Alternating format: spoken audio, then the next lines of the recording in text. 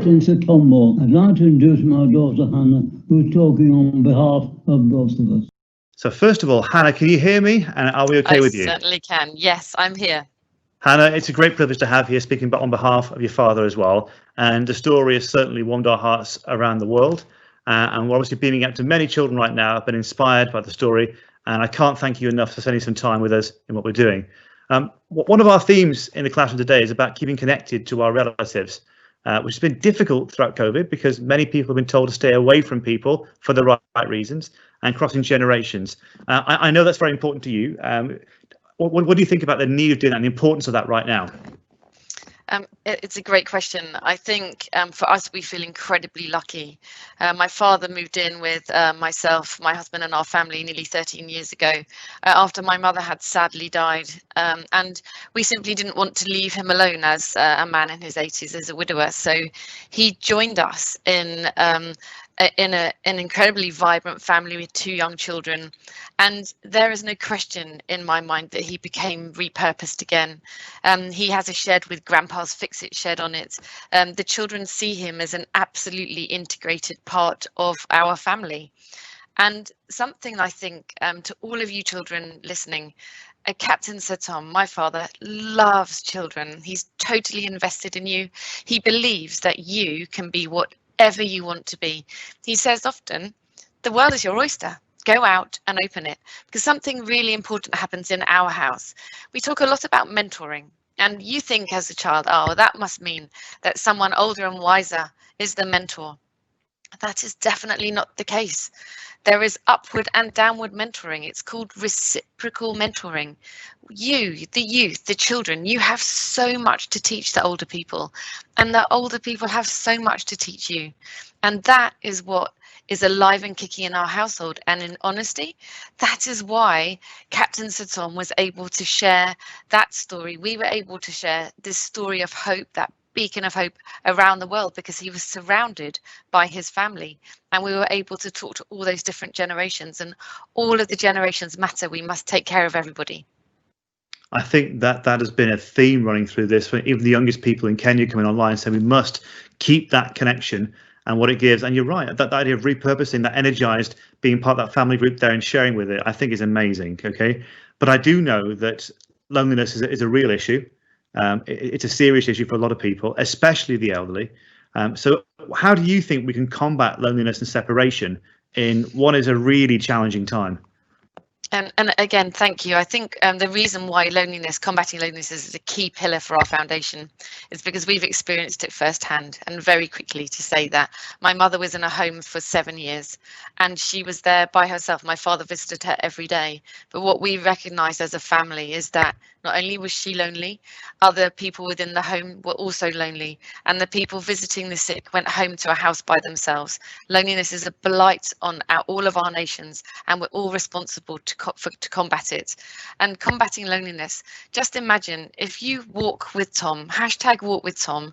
You know, in the UK right now, we can only walk with one other person outside, but you can smile at your neighbours. You could put a post-it note through their letterbox. You can call them, you can send them a text message or WhatsApp. I think it is incumbent on all of us to look around and look for the lonely. Often you might not think they're lonely. We talked to one woman who lived with in a house with her husband and her baby, but she was a paraplegic, and she said she loved her family. She was so happy, but she often had times of immense loneliness. We own loneliness for all of humanity. We must come together, recognize loneliness, just reach out, wave, smile, put a post-it note through the door, do anything you can to support everyone else.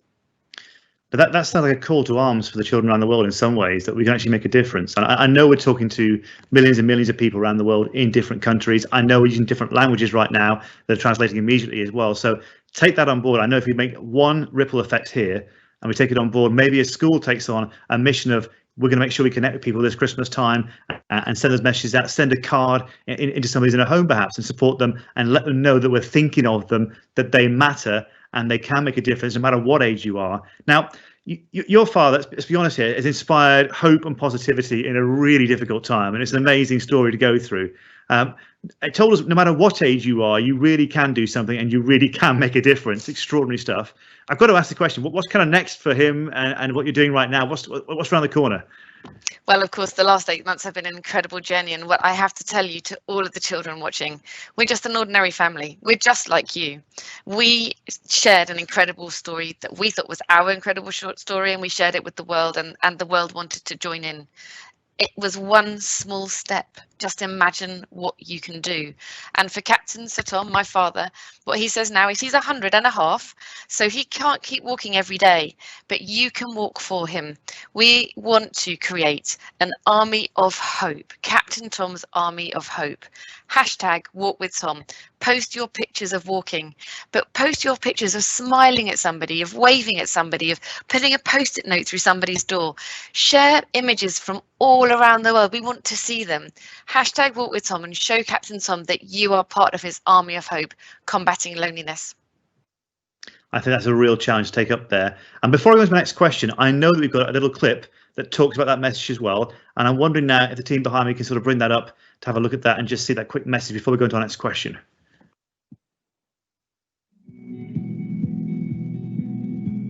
I'd like to introduce you to the Captain Tom Foundation. We're inspiring hope where it's needed most. We've not finished by a long chalk. Join me on my next step.